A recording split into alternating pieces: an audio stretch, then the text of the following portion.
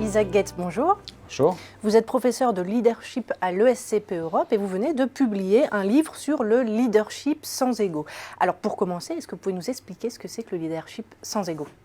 Le leadership sans ego implique non pas d'agir et de décider pour peut-être paraître comme le plus intelligent, mais de créer un environnement dans lequel les autres peuvent agir.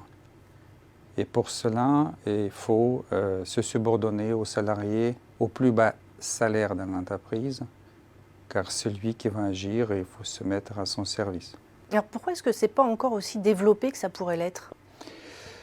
Parce que être un leader sans ego implique de faire moins, pas plus. Or, la conception assez répandue du leadership, c'est d'être des héros, des surhumains, des superman.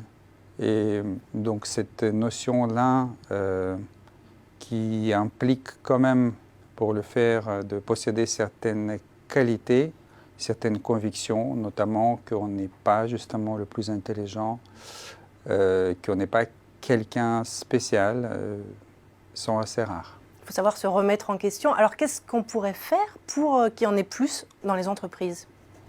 Alors se mettre en question, oui, mais ce n'est pas si simple.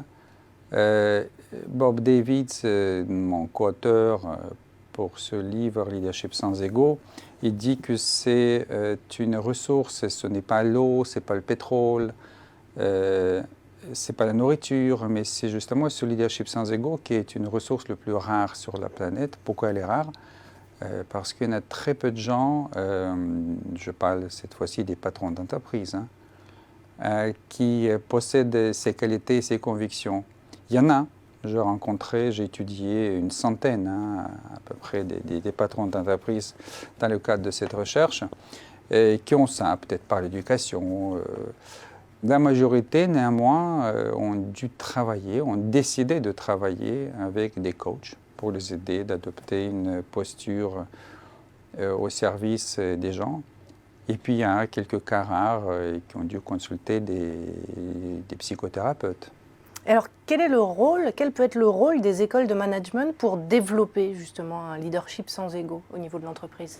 Alors, les étudiants qu'on a à l'école ne sont pas des dirigeants, donc ça ne s'applique pas à eux d'être les leaders.